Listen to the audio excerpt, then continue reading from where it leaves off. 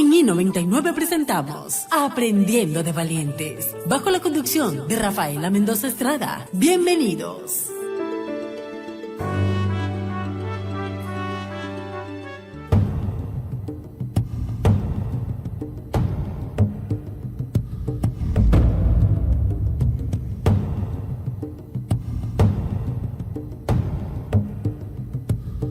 ¿Qué tal? ¿Cómo están todos? Muy buenas tardes. Bienvenidos a su programa Aprendiendo de Valientes. Los saluda Wendy Quinde en esta ocasión. Y por supuesto, tengo un programa súper que especial. Vamos a conversar con el doctor Julio Tarré, él es gerente general de Plan Vital. Bienvenido, doctor Tarré. Gracias por estar con nosotros aquí en su programa Aprendiendo de Valientes en I99. Muchísimas gracias, Wendy, por la invitación y estoy a las órdenes. Por favor, a ver, en el contexto de lo que vamos a conversar y es justamente los desafíos que están teniendo las prestadoras de servicios de salud y obviamente los planes de salud también para la ciudadanía, quienes nos hemos visto obligados prácticamente volcados a adquirir un plan de salud privado porque el sistema de salud público es deficiente, es paupérrimo, es deplorable, es de llorar y no es de ahora. Viene arrastrando de muchísimos años. Lamentablemente ese es un gran problema que tiene el país y que tienen todos los gobiernos y que ninguno ha podido resolver. Pero en medio de toda esta situación, ustedes han tenido grandes desafíos, pero hoy más que nunca. Primero porque hay más personas con enfermedades preexistentes que antes, y eso también de alguna manera tiene mucho que ver con el tema de coberturas, aunque muchos sí cubren estas condiciones de las personas, pero sobre todo el costo de los insumos de salud, el costo de pues el tener que adquirir más médicos y las mismas instalaciones de donde van a poder atender a las personas. Coméntenos un poco al respecto de estos desafíos que han venido saltándose, que han venido logrando, pero que siguen teniendo más cada vez. Claro que sí, Wendy, con mucha certeza lo que menciona es una realidad. Creo que el decir que la salud ahora más que nunca está en crisis, creo que es acertado. Tenemos inconvenientes que impiden a la población tener acceso a una atención de salud oportuna, eficiente y de calidad.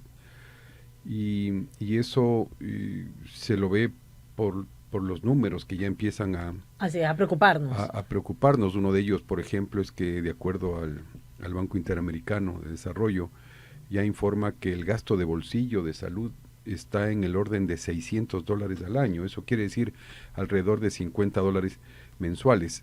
Y para una población que tiene trabajo fijo y que gana el básico, estamos hablando que es del 10%, pero la mayoría de la población no tiene un trabajo formal. Que no tenemos los sueldos que tienen Estados Unidos, por ejemplo. Entonces es complejo. ¿Y por qué se da esto? Porque muchas personas van a la estructura de la red pública y no hay insumos, no hay medicamentos y les toca comprar a ellos. Eso por un lado.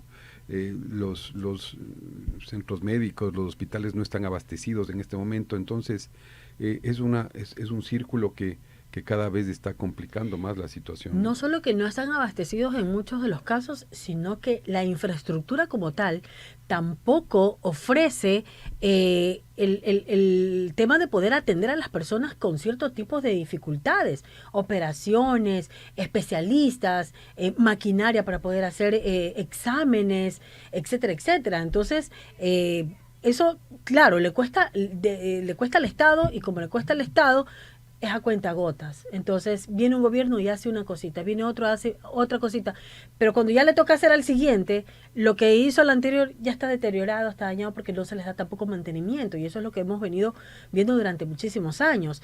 Mientras que en las clínicas y hospitales privados, que los hay, tratan de mantener esto, y eso tiene un costo, y ese costo se ve revertido en lo que también tienen que pagar los usuarios.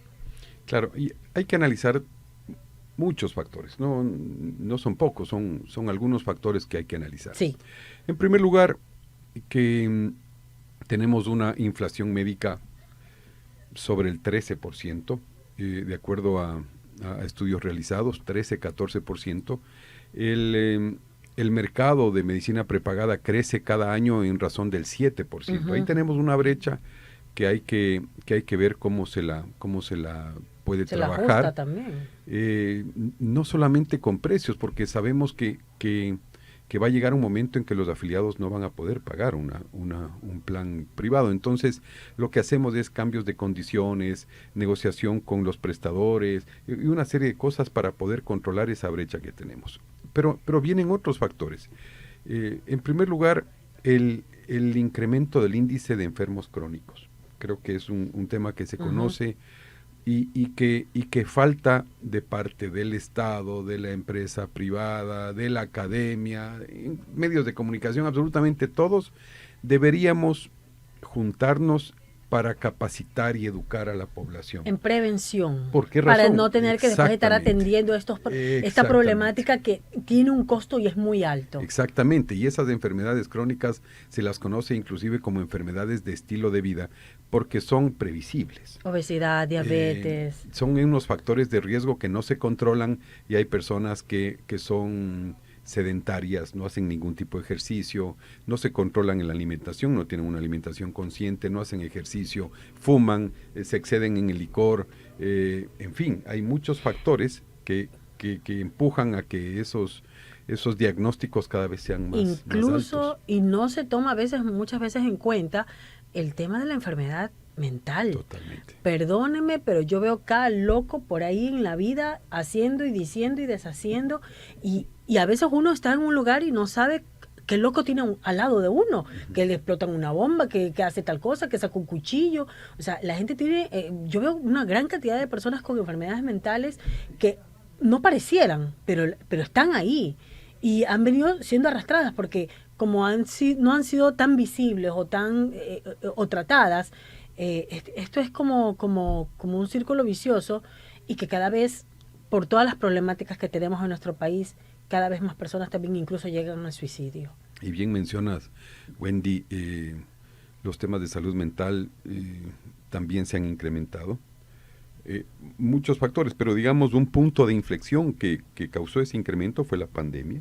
También. En donde los niveles de estrés, bueno, han sido y ahora el tema de la hace... inseguridad por la paranoia que todos tenemos de una u otra manera. Exacto.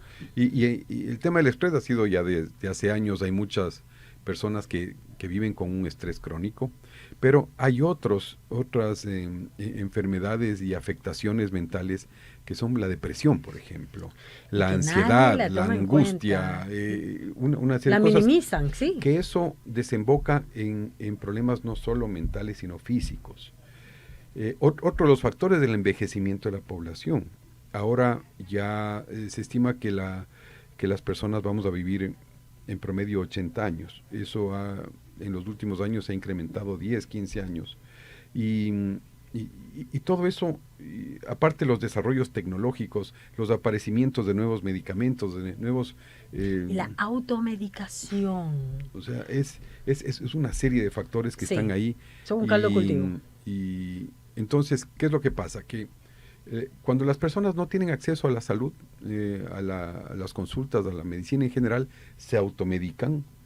Ahora ya creen que tienen un médico con Dr. Google o con ChatGPT.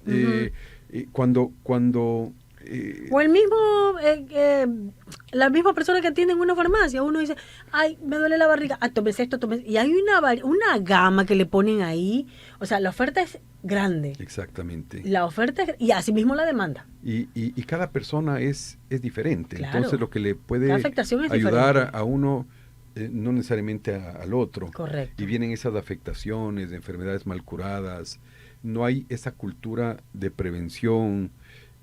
Vamos al médico cuando estamos enfermos y no necesariamente tiene que ser así. Y tienen que haber más campañas de prevención. Hay muchas enfermedades silenciosas, en fin. Y yo insisto, y no es la primera vez que lo digo, con el tema de las enfermedades mentales y las conductuales, Julio, por ejemplo, yo he insistido en el tema de las instituciones educativas.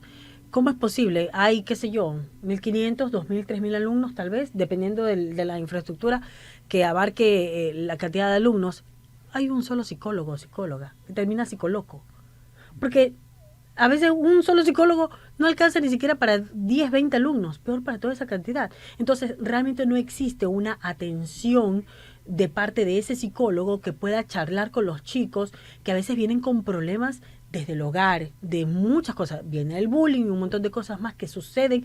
El tema de las pandillas que están también chicos en los colegios, etcétera, etcétera. Entonces, vienen un montón de problemas. Y como no son atendidos debidamente ni oportunamente, terminan en otro tipo de situaciones cuando vienen las agresiones fuera de las instituciones educativas, dentro de las mismas instituciones educativas, porque hay chicos que suelen llevar incluso armas, se van a golpes, el mismo bullying desde chiquitos, o sea, un montón de cosas. Y esas personas, cuando salen, no tienen pues límites para cometer actos de ilegalidad o de fechorías o de violencia hacia otras personas. O sea, es una cadena de nunca acabar. Es un efecto dominó. Sí, sí, definitivamente. Hay muchos aspectos en los que se deben trabajar. Nosotros, por ejemplo, como en la compañía hemos definido al menos 4 pilares en los que estamos trabajando de una manera fuerte, porque pensamos que son la base que para ayudar a las personas a adquirir hábitos y comportamientos saludables, que es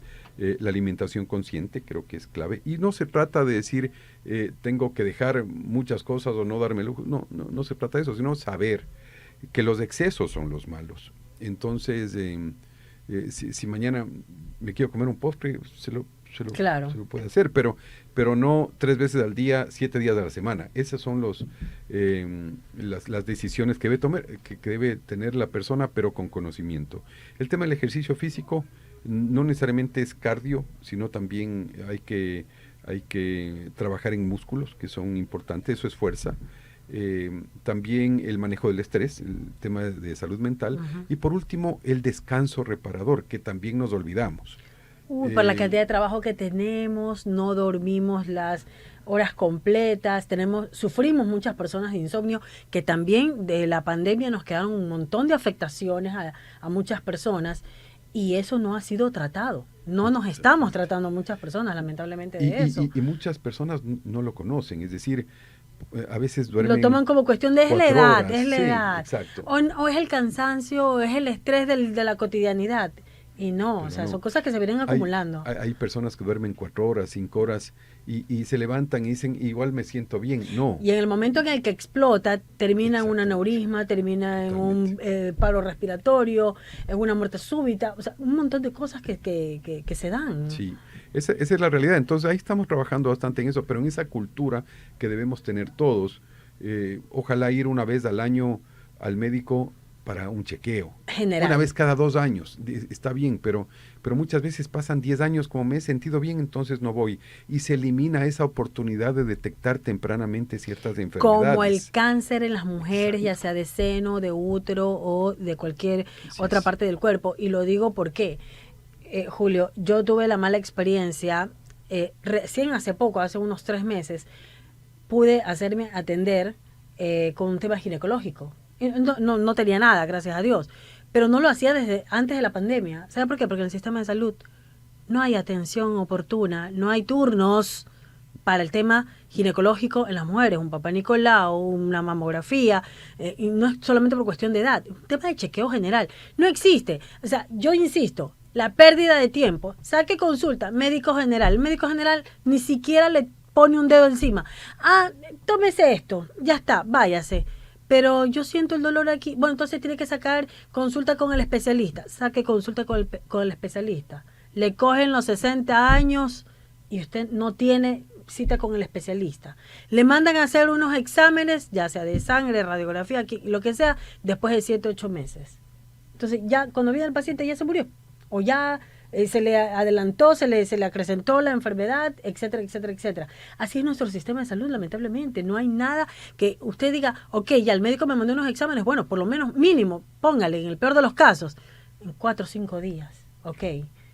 Pero no, se pasan meses hasta que le den turno.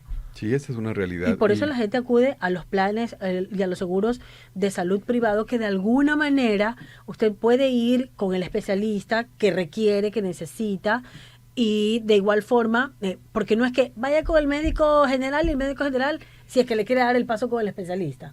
Y si no, con el tema de los exámenes, cuando les dé la gana de darle el turno. No, acá es, bueno, pues yo voy con el copago, con lo que sea, y me hago los exámenes y puedo saber oportunamente qué es lo que tengo y así mismo puedo ser recetado por el especialista.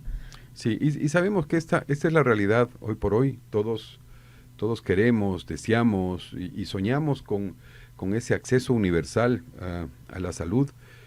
Creo que debemos regresar a ver a, a lo que tenemos y nos ofrece la tecnología ahora, la facilidad de comunicación. La inmediatez. Creo que la telemedicina puede jugar un papel muy importante para esa oportunidad, porque estamos hablando que el 75-80% de enfermedades son del día a día, digamos, que tal vez pueden ser tratadas, si no todas, pero un buen porcentaje, de manera remota, con una videoconsulta, por ejemplo. Una buena guía, claro. Con una buena guía, tener un médico de cabecera, aunque sea virtual. Y desde cualquier parte del mundo, ojo. Exactamente. Porque a veces el médico está afuera o el paciente está afuera y algo le sucedió y por lo menos puede acceder a esa consulta, y ¿no? que no hayan barreras geográficas, que no hayan en los sectores rurales, por ejemplo, de nuestro país, no hay a veces acceso, al menos cerca para poder o a un chequear. centro médico, claro. Exactamente, pero a través de la tecnología cada vez es más universal, y esa omnicanalidad que tenemos ahora, la posibilidad de comunicarnos, pues creo que nos puede ayudar mucho. Pero la mal utilizamos a veces. O a veces no creemos. Nos acerca de los que tenemos lejos y nos aleja de los que tenemos cerca. Porque a veces la gente está embebida en la tecnología y al que está al lado, el papá, la mamá, la abuelita, lo ignoran por completo. Así y después, pero yo no sabía que estaba enferma mi abuelita y la ha tenido 5 o 10 años ahí al lado. Y pasa muchas veces que me siento mal y llamo a un amigo, a un familiar, oye, me siento así, ¿qué me tomo? O me voy a la farmacia y le pregunto qué me tomo. Cuando de pronto esa llamada, esa comunicación, esa videoconsulta la puede hacer con un profesional, para decirle, tengo esto, ¿qué me tomo? Es diferente. Exactamente. Y no acudir a un doctor Google, que yo no sé, tal vez en términos generales me podría explicar las generalidades de un diagnóstico, pero no me puede prescribir. Correcto. Sin embargo, muchas veces hacemos caso a lo que nos dice. Y de ahí nos derivan otras complicaciones, exacto, lamentablemente. Julio, hablando justamente de lo que mencionábamos al principio, de estas...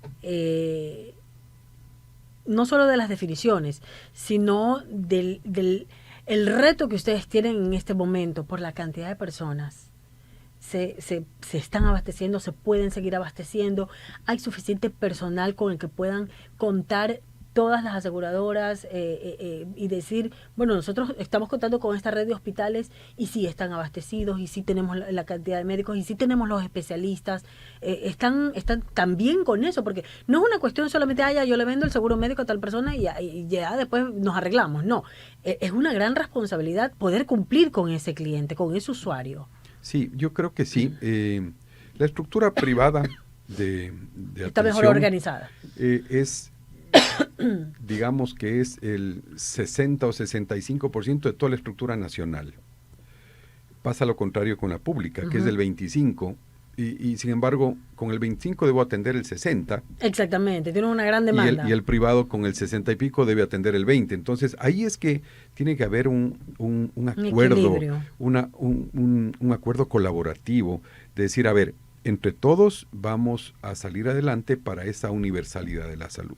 Entonces, claro, nosotros como planes privados sí, estamos trabajando, que si hay la estructura suficiente, totalmente, hay la estructura suficiente. Sin embargo, por esta realidad de que los costos son más altos que los ingresos, ahí nos toca diseñar, innovar, crear modelos que sean sostenibles en el tiempo. ¿Por qué razón? Porque cada vez los costos son más altos. Y que ese usuario se mantenga. Porque, ojo, hay algo que ocurre, y también me ocurrió a mí en un momento determinado, en el que me quedé sin uno de mis trabajos en un momento determinado. Yo tenía un seguro privado para mi hijo, que era lo que más me asustaba, que si algo le llegara a pasar, y bueno, pues el servicio de salud pública, ya hemos dicho lo que hemos dicho, yo decía, bueno, si algo le llega a pasar a mi niño, Dios mío, yo necesito que alguien lo pueda atender rápidamente. Y el tema va por el hecho de que muchas personas en un momento determinado ya no pueden seguir pagando ese valor porque año a año aumentan. Entonces dice, ¿sabes qué? O comemos o el seguro de salud, ¿qué hago? Y toca hacer prioridades. Y toca quitarlo. Y entonces ahí nos vemos como que apretados y asustados a la vez, y ustedes también pierden ahí un cliente. En algún momento, y lo que dice Wendy es muy cierto, en algún momento decían que nosotros las compañías somos, entre comillas, felices de todos los años de incrementar los precios. Pero hay que ser consciente de algo. En la medida que nosotros incrementamos los precios, tratan exactamente de lo que equiparar con mencionabas, coberturas. pero exactamente lo que mencionabas, va a haber tal vez muchos afiliados que ya no pueden seguir pagando. Claro, y no es porque no quieran, es porque la situación ¿Y cuál es los la obliga. realidad, Wendy? La realidad es que quien decide esa prioridad es la persona que no necesita hoy el plan, porque no tiene ninguna enfermedad. El que tiene enfermedad dice, yo no puedo quedarme, claro. yo no puedo quedarme. Entonces, ¿qué es lo que pasa?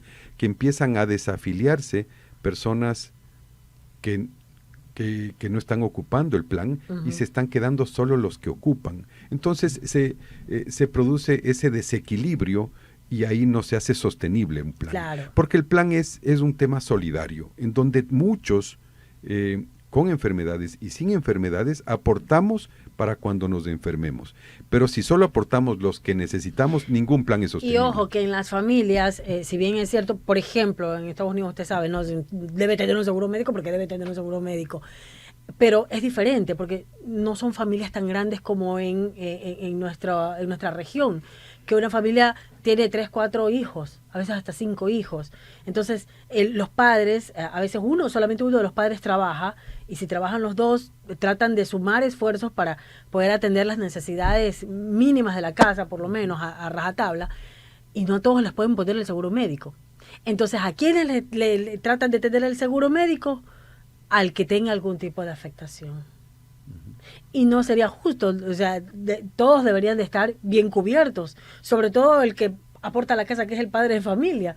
Si algo le llega a pasar, ¿cómo hacen? Si no lo pueden tener internado, si no lo pueden tener un médico. Claro, y normalmente pasa como pasa en los aviones, que eso es importante. En los aviones dicen, si es que hay un problema, va a caer una máscara de oxígeno. Sí. El primero que tiene que usarla es el adulto. El adulto. Porque es quien se requiere que esté bien para socorrer. Correcto. En cambio, muchas veces hacemos lo contrario. Si yo no tengo recursos para un plan para toda la familia, entonces tengo un plan para mis hijos, ¿sí?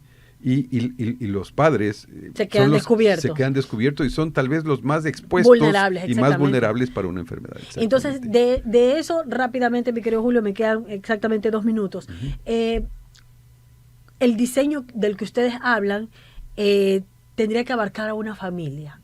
Entonces, ustedes me imagino que justamente han hecho eso, ¿no? Malabares, para poder hacer que la familia, el padre de familia, la persona que adquiere el seguro médico, trate de incluirse también en un combo, en un paquete, y que no lo haga por individual, porque de manera individual le va a salir muy costoso, sino que sea un plan familiar. En eso ustedes, yo creo que vienen trabajando un poco más para tener esa mayor y mejor cobertura para el usuario. Sí, yo creo que hay ciertos factores que están clarísimos, encarecen un plan. Por ejemplo, la libre elección. Me voy al prestador que yo quiera, al doctor que yo quiera, al centro que quiera, al hospital que yo quiera. Perfecto, eso es posible, pero es muy costoso. Claro. En cambio, si es que empiezan a salir planes que se llaman cerrados, en donde que se rigen ya con algo preestablecido. Se limita a una red y entonces dicen, a ver, usted va a tener un plan al 80%, pero con estos prestadores. Eso debe saber mucho las personas para usar eficientemente los planes, porque cuando se salen de la red ya no viene la cobertura del 80%, claro. Entonces ahí no se está usando adecuadamente el plan. Entonces eso hay que hacer, yo creo, planes cerrados, planes con coberturas que sean suficientes, pero no al 100%, que es otro factor que encarece, coberturas y beneficios controlados para tener un una ayuda cuando El requiera, acceso pero al servicio. no total como todos queremos. O sea, todos queremos tener un plan que cueste muy poquito, pero que me cubra todo. Eso no existe. Exactamente. Pero lo más importante de todo, ¿no? Es que la gente entienda que lo más emergente es que tenga cobertura, que tenga atención. No es el hecho de que, es que este es el médico reconocido, no sé, y yo quiero con ese médico. No. En un momento de emergencia, usted lo que necesita es atención inmediata y oportuna. Así es. Y obviamente han salido planes de más bajo costo que cubren, por ejemplo, solo enfermedades graves o solo gastos médicos mayores, con una porción que no va a cubrir, como puede ser $5,000, $10,000. Claro, es una base que no va a estar cubierta, pero lo grande sí. Uh-huh. Es una opción también, porque de alguna manera lo pequeño de cualquier manera es algo, pero lo grande ya es más difícil. Y ¿no? yo sí les hago una acotación, mi querido Julio, porque también lo viví, y necesito que usted se lo transmita a aquellas personas, a los asesores, a los que están vendiendo los planes de seguro médico, es que expliquen bien a sus clientes cuáles son las coberturas, qué abarca y cómo se utilizan. Porque a veces me ha tocado vendedores, no de Plan Vital, sino de otros, en que, me venden y por el apuro ya sí, todo sí. Luego, oye, ¿y ahora cómo hago? ¿A quién llamo? ¿Dónde llamo? Tengo una emergencia. Ay, no, váyanse al hospital. Pero, ¿y qué más hago? O sea, o si no contestan nunca más. Ojo, hay que hacerle un seguimiento a ese cliente, a ese usuario. Hay que informarlo plenamente. Y acompañarlo permanentemente. El acompañamiento. Y hay que no solamente acompañarlo, sino además guiarlo y estar ahí hasta para que quiera renovar. Y hasta para que lo pueda referir. Sino que muchos se olvidan. Mucha gente se olvida de que tiene ese cliente y ya no le contestan nunca más o se pierden del mapa. Y en caso de que ese asesor comercial llegue a salir de la compañía, que esa cartera que ha tenido quede en manos de otra persona que sirva de guía para ese cliente. Eso es importantísimo que lo tomen mucho en cuenta todos los prestadores de seguros de salud. Que entiendan eso. Hay mucha gente que no sabe usar los seguros. Sí, y se marean. Justamente hablando de ese tema, y si me permites una sugerencia y una recomendación a todas las personas que no tienen un plan privado de salud, muchos de ellos estoy seguro que tienen esa creencia de que no pueden acceder a un plan privado. Yo lo que recomiendo es que hasta por ejercicio consulten a un corredor de seguros, que lo llamen y le digan, me gustaría un plan para mi familia. El corredor de seguros sabe absolutamente todos los planes que se comercializan en el país. Después de conocer cuál es la realidad de la persona, le va a traer 5, 6, 8 planes para tomar una decisión. Claro. Y ahí las personas se van a dar cuenta de que sí hay planes para todos los y para todos los requerimientos bolsillos. y para todos los bolsillos, exactamente. Y para todos los bolsillos. Gracias, Julio. Nos ha quedado cortísimo el tiempo. La verdad es que hay mucho de qué hablar en este tema y asimismo mucha gente se estará preguntando muchísimas cosas que acá me han mandado algunos mensajes y bueno, he tratado de que se puedan disipar muchísimas dudas. Gracias por haber estado con nosotros aquí en Aprendiendo de Valientes. Será un gusto volverlo a tener en una nueva ocasión. Wendy. Con muchísimo gusto siempre. El doctor Julio Tarré, gerente general de Plan Vital, aquí en su programa Aprendiendo de Valientes. En I99 hemos presentado Aprendiendo de Valientes, bajo la conducción de Rafaela Mendoza Estrada. Hasta la próxima. Hacemos un corte y enseguida regresamos. Inicio de espacio publicitario.